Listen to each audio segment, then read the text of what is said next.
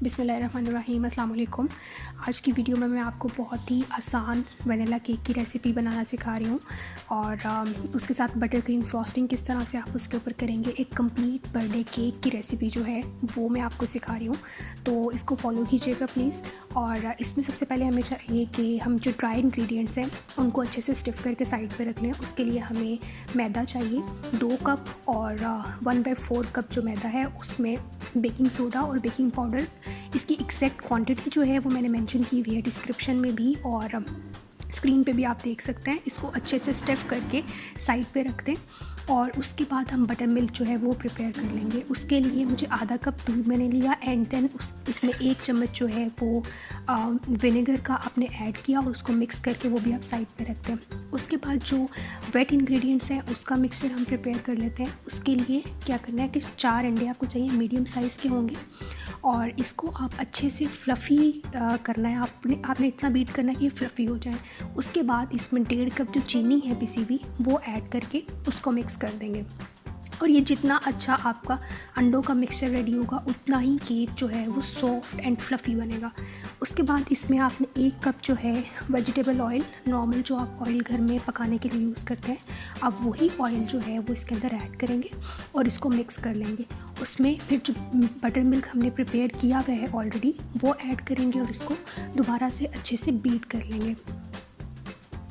Then उसके बाद जो ड्राई इंग्रेडिएंट्स हम लोगों ने ऐड अलग से बना के रखे हुए थे उनको हम लोग क्या करेंगे, आहिस्ता आहिस्ता स्पैचुला की हेल्प से जो है उसको फोल्ड करते जाएंगे। इसमें आपने बीटर यूज़ नहीं करना है क्योंकि अगर आप बीटर यूज़ करेंगे तो वो उससे केक जो है आपका बहुत ही ज़्यादा हार्ड बनेगा।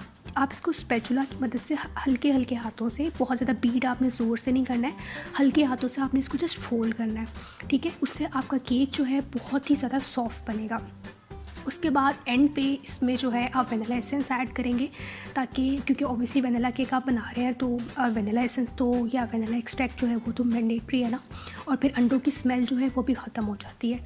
उसके बाद मैंने जो 7 इंचज़ का एक पैन था, केक पैन, उसको ग्रीस करके रख दिया था, उसमें बटर पेपर ऐड कर दिया था और फिर वो केक मोल्ड में जो है मैंने सारा बैटर ऐड कर दिया और उसको प्री हीटेड अवन में 45 से 50 मिनट लगे थे मुझे इसको बेक करने के लिए। वो बहुत ही अच्छा जो था बेक होके निकल आया था, रेडी था, बहुत मज़े का। हमारे वनीला केक का स्पंज जो है वो तो रेडी हो गया और अब इसके बाद फ्रॉस्टिंग जो है वो इसकी रेडी करते हैं। और मैं आज इसकी बटर क्रीम फ्रॉस्टिंग कर रही हूँ। उसके लिए मुझे अनसॉल्टेड बटर चाहिए, मैंने सॉल्टेड नहीं लिया क्योंकि फिर बहुत ज़्यादा उसमें नमक का टेस्ट आता है।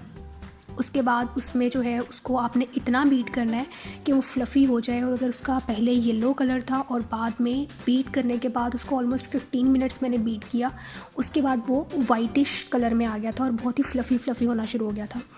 उसके बाद फिर उसमें आइसिंग शुगर जो है वो आपने ऐड करते जाना है, 1-1 2-2 चम्मच करके। मैंने क्वांटिटी इसकी मेंशन की हुई है कि कितनी क्वांटिटी एग्जैक्ट आपको चाहिए। और आपने बस इसका ये ख्याल रखना है कि नॉर्मल जो चीनी है घर की उसको पीस के यूज़ नहीं कर लेना, क्योंकि अगर वो यूज़ करेंगे तो उससे ये पानी छोड़ देगा। तो इसमें हमें सिर्फ आइसिंग शुगर ही ऐड करनी है, ठीक है। उसके बाद फिर वनीला एसेंस जो है वो आप एंड पे थोड़ा सा ऐड कर दें उसका फ्लेवर अच्छा करने के लिए। और उसके बाद जो भी आपको कलर रिक्वायर्ड है, अगर आपने वाइट ही करना है तो आप वाइट कर सकते हैं, इसमें कोई मसला नहीं है। लेकिन मुझे थोड़ा सा रेडिश कलर भी चाहिए था, पिंकिश था, तो मैंने उसमें थोड़ा सा रेड कलर भी ऐड कर लिया था ताकि वो उसका कलर एक डिफरेंट हो जाए।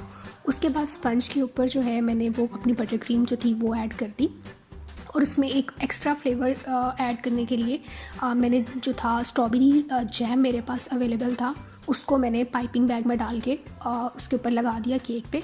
आप सिंपल जो है वो स्पून की मदद से भी कर सकते हैं, कोई इतना वो नहीं है कि आप पाइपिंग बैग में ही डालें जैम एंड देन फिर उसके बाद लगाएं।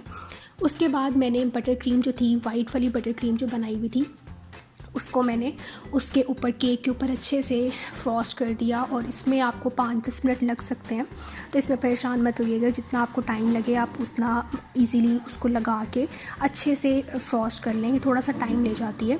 उसके बाद जो मेरे पास पिंक कलर में मैंने फ्रॉस्टिंग रेडी की हुई थी, मैंने उसके जो है वो पाइपिंग बैग में नोज़ल लगाई और उसके बाद उसके फ्लावर्स बना लिए जिस तरह भी आप देख रहे हैं। कि ये बड़े छोटे छोटे क्यूट से फ्लावर्स बना लिए थे ताकि एक अट्रैक्टिव सी जो है ना वो इसकी लुक आ जाए। उसके बाद हमारा केक बिल्कुल रेडी है और इस केक को आप ठंडा होने रख दें और 1-2 घंटे के बाद जो है आप जब भी आपने केक कट करना हो किसी के बर्थडे पे या वैसे ही किसी इवेंट पे, तो ये बहुत ही डिलीशियस सा केक जो है वो रेडी हो जाता है और बहुत ही सॉफ्ट बना था और इसका फ्लेवर जो था बहुत आला था। तो ज़रूर ट्राई कीजिएगा और मुझे अपना फ़ीडबैक ज़रूर बताइएगा। Thank you.